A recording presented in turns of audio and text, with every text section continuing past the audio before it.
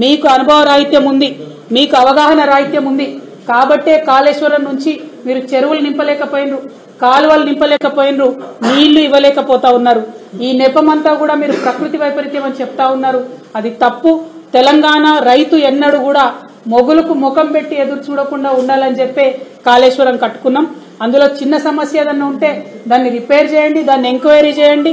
మీరు పొలిటికల్ గా కక్ష సాధింపు చర్యలు తర్వాత చేయండి. కానీ ఇవాళ పొలాలు ఎండబెట్టడం, రైతులకు అన్యాయం చేయడం అన్నది మాత్రం చాలా దారుణం. కాళేశ్వరం నీళ్లను ఎట్లా వినియోగం చేసుకోవాలో మీకు తెలియనటువంటి అనుభవ రాహిత్యంతో తెలంగాణ ప్రజలు, రైతులు తీవ్రంగా నష్టపోతున్న విషయాన్ని ప్రజల దృష్టికి మరొకసారి తీసుకొస్తా ఉన్నాం. అదేవిధంగా ఎంతసేపు పొలిటికల్ అంశాలు తప్పితే ఇంకొక అంశం ముఖ్యమంత్రి గారు మాట్లాడతలేరు. ప్రజలు, అభ్యున్నతి, అభివృద్ధి, రాష్ట్రము, ప్రగతి ఈ విషయాలన్నీ పక్కన పెట్టి ఎంతసేపు పార్లమెంట్ ఎన్నికల నేపథ్యంలోనే ముఖ్యమంత్రి గారు మాట్లాడుతూ ఉన్నారు. మరి ఈ నేపథ్యంలోనే ముఖ్యమంత్రి గారిని ప్రశ్నిస్తా ఉన్నాం.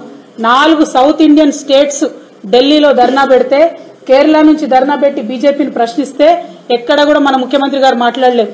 కర్ణాటకలో వాళ్ళ కాంగ్రెస్ ప్రభుత్వమే ఉంది, వీళ్ళు ఢిల్లీకి పోయి ధర్నా చేసినా కూడా ఆనాడు మాట్లాడలేదు.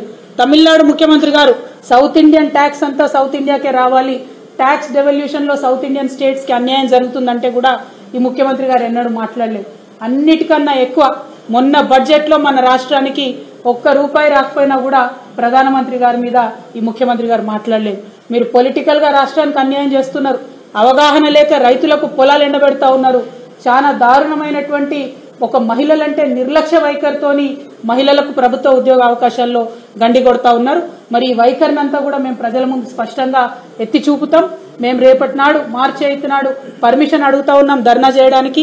మీరు చెప్పిన చాలా మాటలు చెప్పిరు, మా ప్రజాపాలనలో ఎవరన్నా ఎక్కడికన్నా పోవచ్చు, ధర్నాలు చేసుకోవచ్చు, పర్మిషన్ ఇస్తామని చెప్పినారు. మరి ఇవాళ మీరు అన్న మాట నిజమైతే రేపు మాకు పర్మిషన్ ఇవ్వండి. ఇట్స్ ఎ పొలిటికల్ మీటింగ్, శాంతియుతంగా పొద్దునుండి సాయంత్రం వరకు కూర్చుంటాం, ప్రజలకు జరుగుతున్నటువంటి అన్యాయాన్ని వివరించి చెప్పేటటువంటి ప్రయత్నం చేస్తాం. ప్రజలకు అర్థమై మాకు మద్దతు ఇస్తేనే రేపటి నాడు అంశాలు ఉంటాయి తప్పితే ఇంకోటి కాదు. కాబట్టి మీరు తప్పు చేయలేదు అంటే GO3 కరెక్ట్ అని మీరు విశ్వసిస్తే పర్మిషన్ ఇవ్వాల్సిందిగా మేము ప్రభుత్వాన్ని విజ్ఞప్తి చేస్తా ఉన్నాం. Thank you.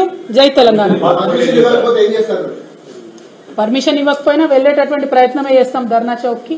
ఎందుకంటే ధర్నా చౌక్ అనేటటువంటిది ఓపెన్, యాక్చువల్ గా పర్మిషన్ కూడా అవసరం లేదని ఒకప్పుడు చెప్పారు.